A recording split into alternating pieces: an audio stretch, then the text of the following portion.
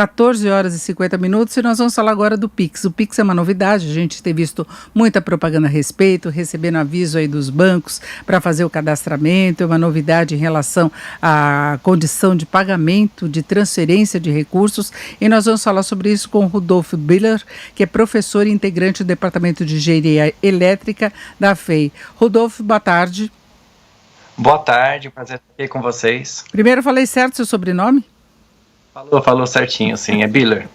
Então vamos lá, Rodolfo, é o seguinte, há muita preocupação com as pessoas no ponto de vista técnico e dessa novidade, se tem segurança ou não, porque você chega lá com o código de barras, com o aplicativo do seu celular e você tem uma transferência imediata dos recursos, é diferente do que acontece com o DOC, do que acontece com o TED, é muito mais rápido. Né, do ponto de vista do comerciante, pode até facilitar aí a administração do caixa, mas eu queria saber em termos técnicos, é uma novidade importante, é uma novidade segura? Sim, ela é muito importante e ela é, sim, 100% segura. Claro, todo o sistema está à prova aí de quem tentar fazer a burlar, mas sim, ele é seguro. Veja que ele continua contando com todos os sistemas de segurança que já existem no banco. Então, você vai continuar tendo que fazer uma autenticação no seu aplicativo do banco, por exemplo, com senha, com uma digital e etc. Então, ele continua sendo, sim, seguro. E eu diria que ele é até um pouco mais seguro do que o sistema atual, pois no Pix você tem, quando você vai fazer uma transferência ou um pagamento de uma conta, por exemplo, você vai ter uma chave, e essa chave ela é única sua, então ela te dá uma segurança a mais. Mas a partir do momento que ela está lá colocada no seu celular, você não fica exposto, inclusive as pessoas terem acesso ao aparelho? Então, não, porque para você ter acesso à transferência, você vai ter que fazer autenticação no seu aplicativo do banco, seja ele qual for o banco. Então, da mesma forma que hoje, para você fazer um DOC, você tem que colocar a sua senha para desbloquear o aplicativo, você vai ter que continuar fazendo isso, só vai mudar mesmo a velocidade com que isso vai ocorrer, né? E os dados da outra pessoa, para outra conta, para quem você vai enviar mesmo. Essa vai ser a grande mudança. Agora, isso exige uma adaptação daquelas pessoas que não adotam todas as mudanças tecnológicas que a gente tem visto no sistema bancário. Tem de ter um aplicativo no celular, você tem de fazer esse cadastramento do Pix, vai usar o QR Code. Tem muitas mudanças tecnológicas que nem todo mundo tem acesso, muitas vezes até por questão financeira, não é? Sim, no Pix você vai estar dependendo mesmo do seu celular, no caso, né? Então você não vai ter como a gente usa no tradicional, que seria um cartão, seja de débito, seja de crédito, para o Pix. Você vai depender da tecnologia. Mas veja que os meios tradicionais que nós já utilizamos, usando, por exemplo, o cartão normal de banco, eles vão continuar existindo. Esse Pix ele vai ser uma adição ao sistema, ele não vai substituir, não no futuro tão próximo. Isso talvez seja uma tendência bem mais para frente. Tem uma vantagem para as pessoas físicas, por exemplo, no caso de transferência de recursos, que não vai ter custo, né? Foi uma determinação do Banco Central. E para as pessoas jurídicas, a vantagem é de receber rapidamente o dinheiro. Exatamente, então imagine só, eu como pessoa física querendo passar para uma outra pessoa física, não vai ter nenhum tipo de custo, e não importa qual é o banco que eu estou e qual o banco que essa outra pessoa está, é instantâneo, o Banco Central garante que seja em até 10 segundos essa transferência, então é praticamente instantâneo, né? Agora, você pensando no comércio, hoje como funciona? Seja no virtual, em que você dá o número do seu cartão de crédito e ele faz o débito, né? Ou crédito ou débito. Isso aí leva um tempo até que a instituição que está fazendo a venda para você confirme que houve essa transação, depende do sistema bancário. Já dessa forma, isso vai ser virtualmente instantâneo, então você não vai ter aquela demora, isso vai agilizar as empresas e o comércio também na transação financeira. E pensando agora entre pessoas jurídicas mesmo, algumas instituições financeiras já se adiantaram em falar que não vão fazer a cobrança de transferência mesmo entre elas.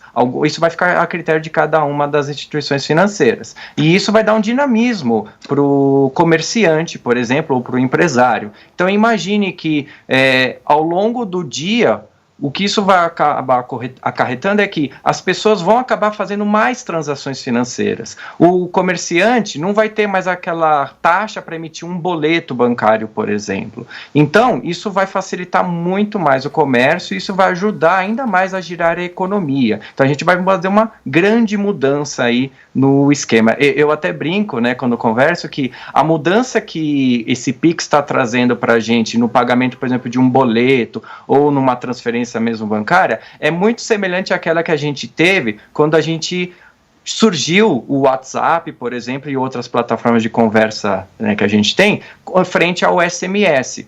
Ele era fazendo basicamente a mesma coisa, só que de uma forma nova e mais rápida e até mais segura do que a gente tinha antes. Agora, Rodolfo, o cadastramento da chave é simples, exige cuidados adicionais aí para a pessoa que está interessada?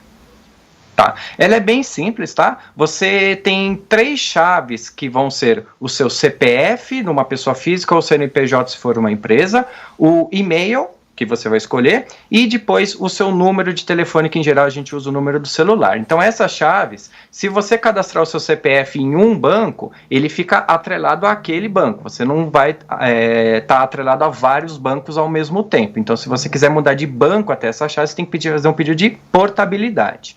E existe um quarto tipo de chave, que é o que a gente chama de chave aleatória, que é um código de números. Você vai ver que, se você olhar no aplicativo do banco, ele vai ser um monte de letras e números seguidos que não faz muito sentido para a gente, mas é a sua identidade lá dentro daquele banco.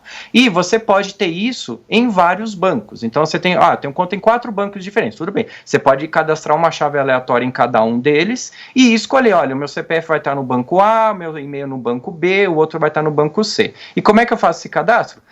Você já vai ter provavelmente no seu celular o aplicativo daquele banco, acessa ele, procura o menu chamado Pix e aí você faz o cadastro lá e você cria essa chave. E aí você pode já começar a utilizar a partir de 16 de novembro, que é a data marcada para o lançamento pelo Banco Central. O cadastramento foi autorizado antes, inclusive a gente teve um certo problema de instabilidade no sistema, dada a demanda que você teve de início, mas começa a valer agora mesmo, na segunda quinzena de novembro. Exato. Temos ainda 2 semanas até ele entrar em operação efetiva. O que o Banco Central tem dito é que ele quer, nesse primeiro momento que vai começar a operar, que ele já comece funcionando 24 horas por dia, 7 dias por semana, ou seja, se você está lá no domingo, 8 horas da noite, eu quero fazer uma transferência, eu esqueci de pagar uma conta usando o Pix, você vai poder fazer esse pagamento, você vai poder transferir para a pessoa e ela vai receber na hora, seja a pessoa jurídica ou seja a pessoa física normal. E com isso eles também esperam que diminua no mercado, não instantaneamente, mas ao longo do tempo, vai diminuir o uso de dinheiro papel, dinheiro físico mesmo em cédulas no comércio. Isso traz várias vantagens, né, para a população, segurança, praticidade, etc, né, e além de tudo isso que a gente está conversando já. E se fala uma grande transformação do sistema, a gente vai ver na prática como é que vai funcionar, porque a gente sabe, por exemplo, que essas transferências muitas vezes são fonte de taxações aí por parte do sistema bancário, que ganha muito com isso, quando cobra a transferência de um DOC, da TED, você disse que em alguns casos até de transferências de pessoa jurídica para pessoa jurídica, eles podem isentar a cobrança de tarifa, então vai ser um ajuste não apenas tecnológico, mas também financeiro, né? Sim, é dito que mesmo que uma instituição financeira entre pessoas jurídicas venha a cobrar uma taxa, ainda assim essa taxa vai ser muito inferior ao que ela é cobrada hoje, tá? E também você não vai ter aquela limitação que muitas vezes tem de volume que é transferido diariamente e quantidade de operações. Então essa limitação você também não vai ter. Isso, no momento, inclusive acho que é importante dizer, que vai ser funcionando no começo, pelo Banco Central, apenas operações que seriam equivalentes àquele de passar o cartão de débito, né? Que é uma transferência comum. Então as operações que seriam como a gente faz com cartão de crédito, que é parcelar ou pagar só mais para frente, isso neste primeiro momento não vai ocorrer. Então isso continua sendo com os cartões de crédito na maquininha que a gente já está acostumado, tá? Mas para o futuro, o Banco Central ele tem já no cronograma dele de fazer o estudo desse caso, para que no futuro isso venha também a ter operações no estilo crédito. E é importante lembrar que ainda não é obrigatório esse cadastramento, fazer a chave, ter essa oportunidade. Os bancos estão oferecendo, até chamando os clientes para fazerem, para usarem essa nova modalidade, mas para quem quiser esperar para ver como funciona, não tem nenhum problema, continua usando os outros métodos de pagamento e de transferência de recursos.